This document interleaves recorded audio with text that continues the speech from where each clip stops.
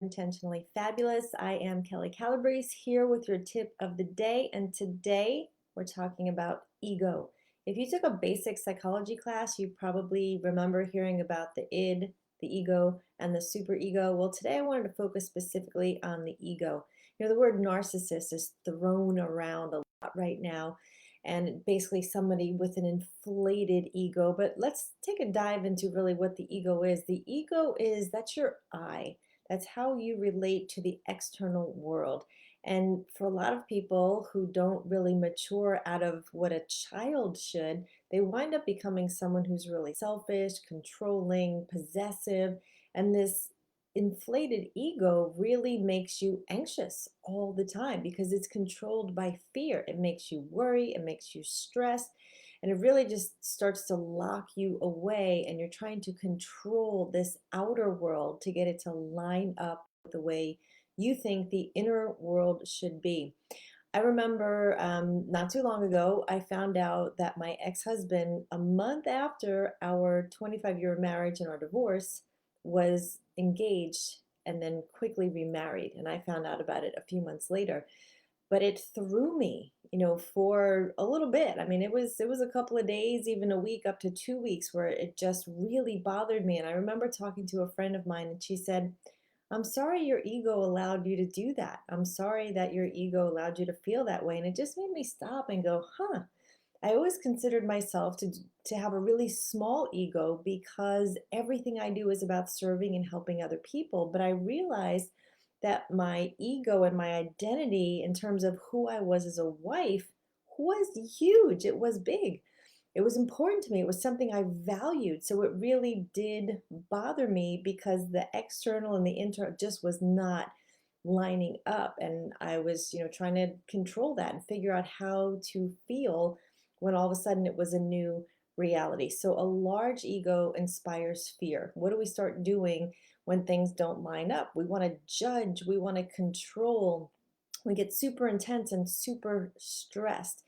And how do you know if you have a big ego? One is nothing is good enough for you. It is just never good enough. And I'm raising my hand there. I know that I definitely had that tendency because I just always wanted things to be better. I was content, but I wanted more.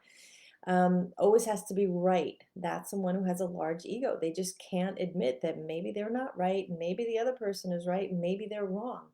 Someone with a big ego also gets very overwhelmed by stress because again, it's driven by fear. Someone who has a large ego, they're not having fun. Their life is just not fun. So if this is you, and you're not having fun and you're nothing is good enough and you always have to be right and you're overwhelmed by stress, and the last one is that you hate to lose, right? You hate it. You feel like a failure when you lose. And again, it might just be in one area. For me it was my marriage. My ego was just so attached to being a wife, being a mom, the neighborhood I lived in, everything that went with that. So I needed to really get that in check. So what do you do? How do you do it? One is that you really let go of the illusion of how you're expecting your external environment to line up with your internal environment, because the truth is we can't control anything in our external world, and we are not anyone else's savior. We're only in charge of ourselves. So something you can do is, the fear is about the future and the way that you want things to be. You think they're not going to be. Get present. One way to simply do that is breathe. Your breath brings you into presence, focusing on the inhale, the exhale. It lets you know you're alive, your lungs and heart are working. So just first get present, breathe into it. Another thing is you can choose love. Love is always the ultimate, highest, best ideal. And it is the opposite of fear. Perfect love will cast out fear. So you can ask yourself a simple question: what would love do? How could love win in this situation? And that will help to bring your ego down. It'll bring the anxiety down. It'll help you to release the control. Gratitude goes right along with that. And remember, your ego is it's lining up with what you're giving it. So if you're giving it gratitude, I'm so thankful for my health, a roof over my head, technology, lights are on, cars in the driveway, your ego is going to line up with someone who's grateful rather than someone who's saying, this isn't enough. I have to be right. I'm not having fun. I don't want to be wrong. Another thing is journal. Obviously, getting your feelings down can really help. And then going back and reading those feelings can help you to look at it and again, line it up with truth and love. Be humble. That is the opposite of an inflated ego. When you're not someone who has to be out there and be right, but someone who's coming from a place of purity, of character, of humbleness, that will help you to get your ego in check. Know that it takes time.